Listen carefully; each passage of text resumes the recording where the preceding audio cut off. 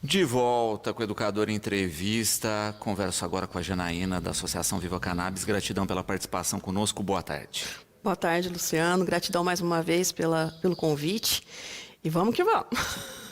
Bom, a gente conversou outras vezes, a respeito dessa questão que ainda é um tabu, que ainda é polêmica, mas do uso da cannabis como uma ferramenta de saúde, como um produto medicinal. A gente não está falando aqui de uso recreativo,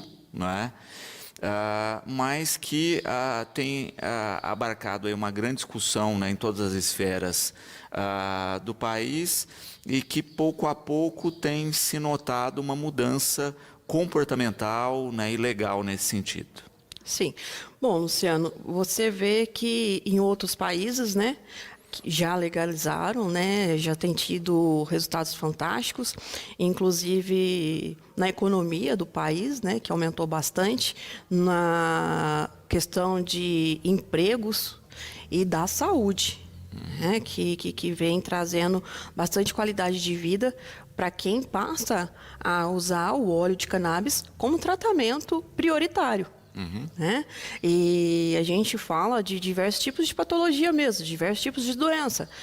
Antigamente falava-se só da epilepsia, porque ela foi a precursora.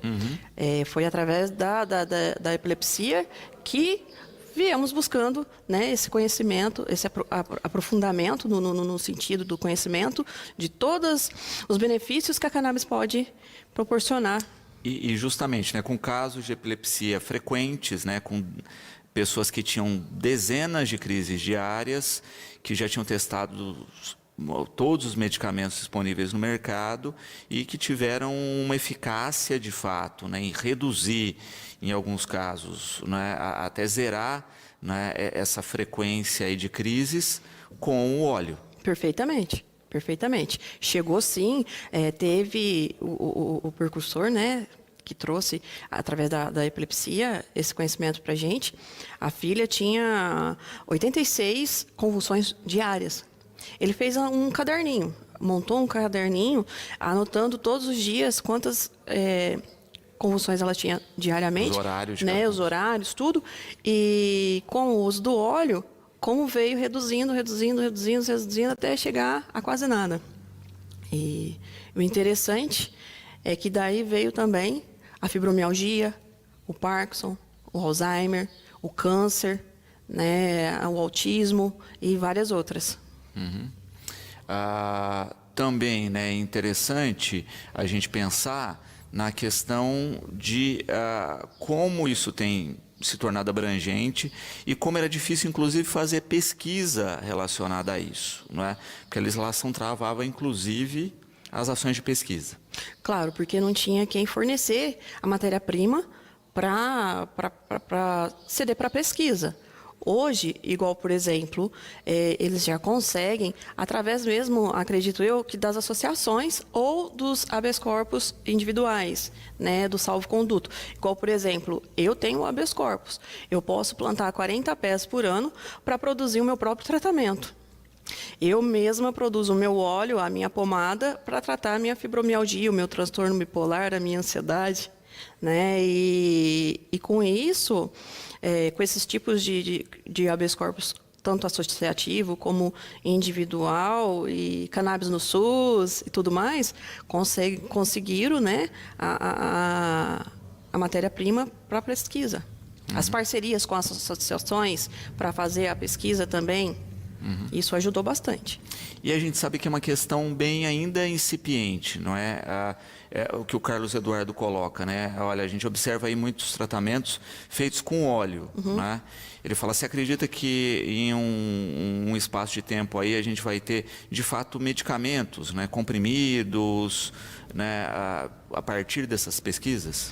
Então, comprimidos eu não sei te falar, mas a cannabis ela pode ser encapsulada, Tem a goma, Tem a goma e tem ela encapsulada. Agora, comprimido, não sei te falar. O nosso farmacêutico poderia estar aqui e fornecer essa resposta, E eu acredito que o comprimido, ele pode levar um tempo maior para cair na corrente sanguínea e desencadear os efeitos, mas é menor que o óleo, porque o óleo, quem faz uso da aromaterapia, dos óleos essenciais, sabem que rapidamente cai na corrente sanguínea e o efeito é bem rápido. E o óleo de cannabis medicinal é a mesma coisa. É bem rápido para você sentir a analgesia, por exemplo. Quando eu estou na crise de fibromialgia muito forte, eu tomo meu CBD, né, minhas gotinhas de CBD, e a dor, ela ameniza muito rápido. E a Cristina colocando uma questão, não é? Justamente isso. Você toma esse óleo, ele pode ser usado de maneira utópica, né? Como um óleo de aromaterapia mesmo. Sim, pode. A gente pode estar aplicando na sola do pé, na axila, na mão, atrás da orelha, né? Mas o ideal mesmo é que ele seja usado, as gotinhas, embaixo da língua, né? E aí tem também os cremes para massagem que já foram desenvolvidos com o extrato da cannabis, a pomada feita também com a cannabis, porque aí o que acontece? Eu falo sempre assim, a gente, muitas das vezes, necessita tratar de dentro para fora e de fora para dentro. Falamos, então, que o óleo ele pode ser usado para tratar de dentro para fora, e a pomada de fora para dentro, porque a pomada não deixa de ser também um óleo. Perfeito. Dentro dessa questão, né, a gente começa a ver as associações se mobilizando, mostrando essa questão do funcionamento, tendo associados com um laudo, não é, médico, Sim, falando dessa necessidade e conseguindo plantio, né, conseguindo aí essa rede de apoio, porque muitas vezes a gente tinha, né, legalmente, primeiro começou com a importação. sim. Mas com valores que as pessoas não tinham acesso, não é? E hoje a gente conseguiu esse passo a passo das associações conseguirem autorização para plantio.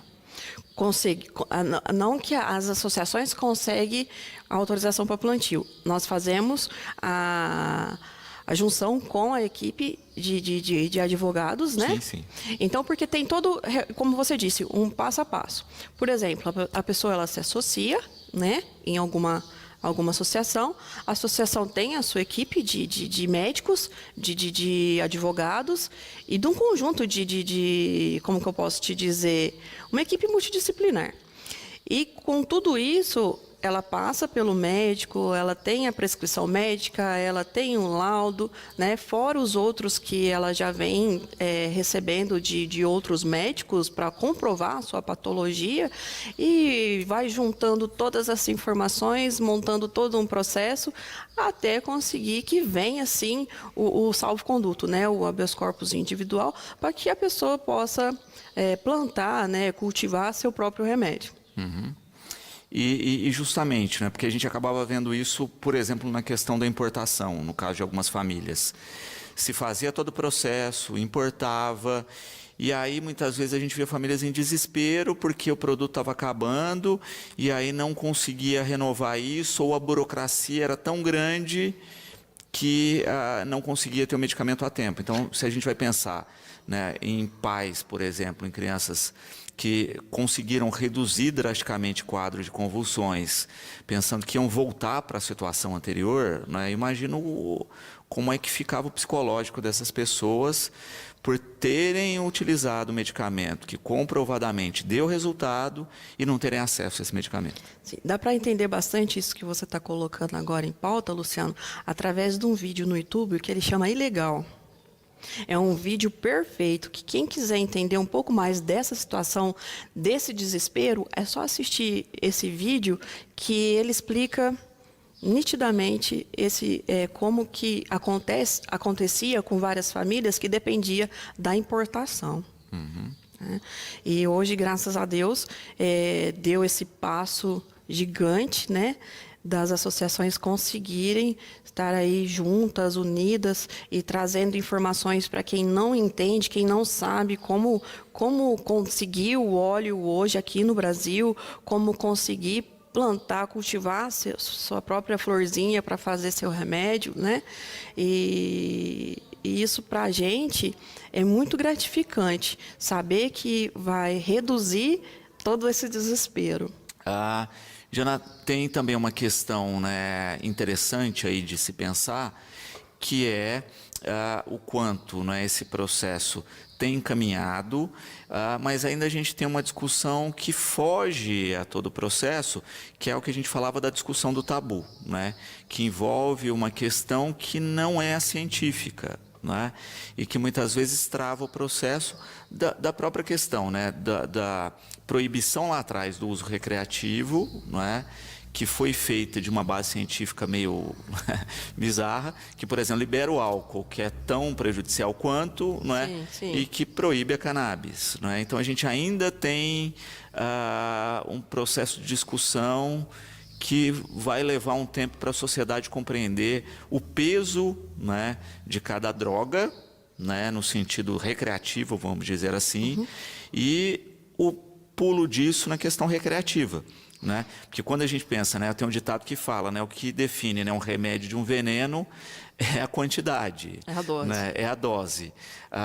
Até pouco tempo atrás a gente chamava, e ainda chama, né, várias farmácias de drogarias, né, justamente porque a gente também tem esse conceito, né, do uso exato, qualificado e correto de cada produto. Fala-se tanto em uso recreativo, né? Descriminaliza tanto o uso recreativo. Por exemplo, tem pacientes, Luciano, que ele precisa usar a cannabis vaporizada. Não só o óleo, mas também a cannabis vaporizada.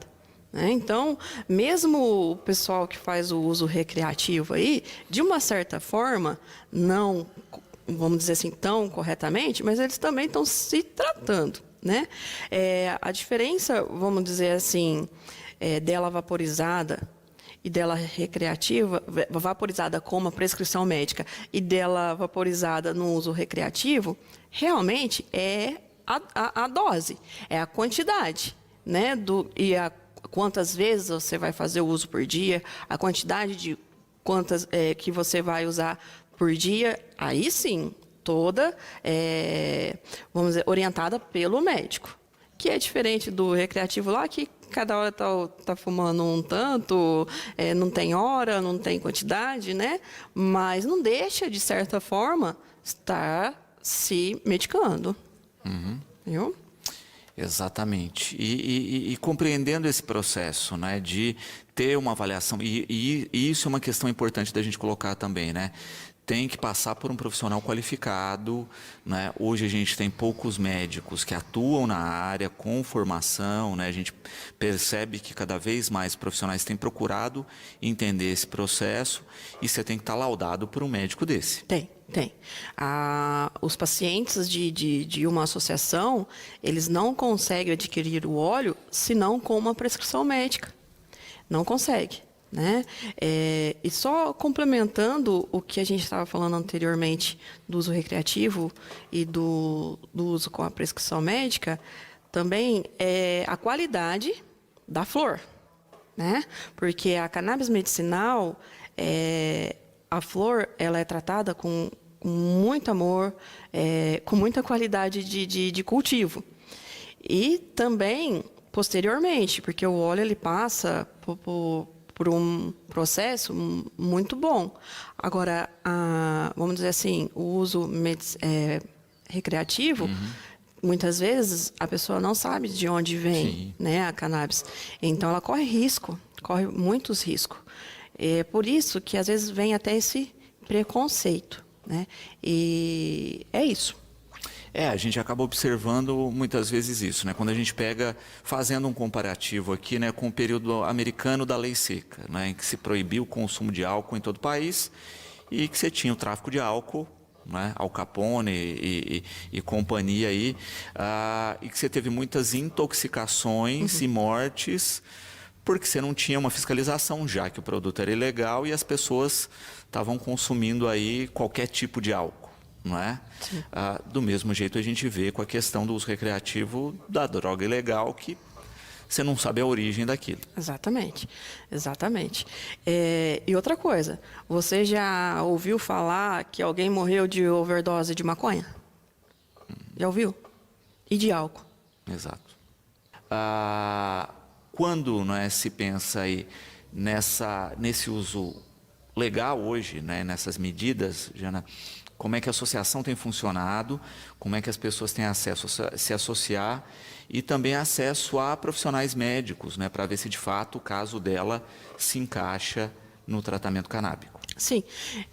Por exemplo, nós temos tratado bastante, tratado o que a gente fala assim, acolhido bastante pessoas com a fibromialgia, com o Parkinson, com o Alzheimer, com o autismo, com síndrome do pânico, com ansiedade excessiva, com depressão, e várias outras. A pessoa, ela chega até nós, e aí nós vamos orientar certinho como ela se associa. Depois de associada, como ela faz para conseguir o médico, né?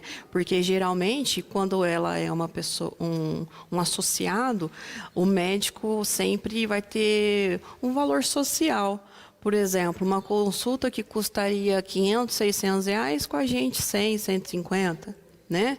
E aí, durante a consulta, vai conversar bastante com o médico vai orientar o óleo correto também para o tipo de patologia e o grau da patologia, porque não é um óleo específico próprio para todos. Cada patologia, cada grau de patologia é um óleo específico, né? E aí, depois, com a prescrição, com o laudo, aí a gente vai orientar certinho como o paciente consegue o óleo, né? Não tenho condições disso, não tenho condições daquilo. A gente vai orientar como conseguir no SUS, como conseguir no seu convênio, porque tem pessoas que têm convênio, como conseguir que o convênio forneça para eles e tudo mais. Uhum.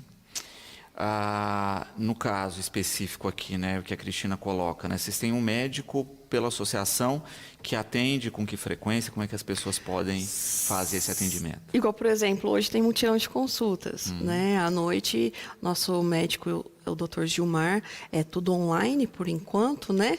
Então, essas consultas, elas são realizadas pelo Google Meet, e online, como eu acabei de dizer, e a pessoa chega até depois eu posso estar passando o WhatsApp, o site, o Instagram, e aí o mutirão, ele geralmente é feito de todo mês. Todo mês nós temos lá o agendamento do mutirão de consultas. Às vezes, quando a pessoa está no seu extremo e não consegue aguardar o mutirão de consultas, a gente consegue um encaixe na agenda do médico para ser atendido com mais urgência, né? E tudo isso aí a gente dá um jeito. E é isso, o mutirão da Associação Viva Cannabis, ele é realizado mensalmente. Uhum. No caso, né, o contato, né, vocês têm redes sociais, telefone, Temos, as pessoas conseguem acompanhar essa rotina? Temos sim. Por exemplo, o WhatsApp mais usado é o 16 991 11 novamente 70. O nosso site é www.vivacannabis com dois N's, cannabis com dois N's, vivacannabis.org ou www.vivacannabis.org.br. E o Instagram, que é vivacannabis.org. Perfeito. Quando se pensa, né, também nessa rotina do atendimento, você estava falando do mutirão da consulta, a Gisele perguntando, né, de quanto em quanto tempo tem esse mutirão? Então, todo mês, ou quando houver uma necessidade maior, porque tudo depende da demanda, né? Tem uma quantidade X de paciente, a gente vai fazer, de paciente necessitando, a gente vai agendar o mutirão de consultas. Então, conforme o pessoal for fazendo contato, isso, né, vai isso. se agendando aí para essa possibilidade. E é lógico, entendendo o perfil de cada um, a necessidade de cada um,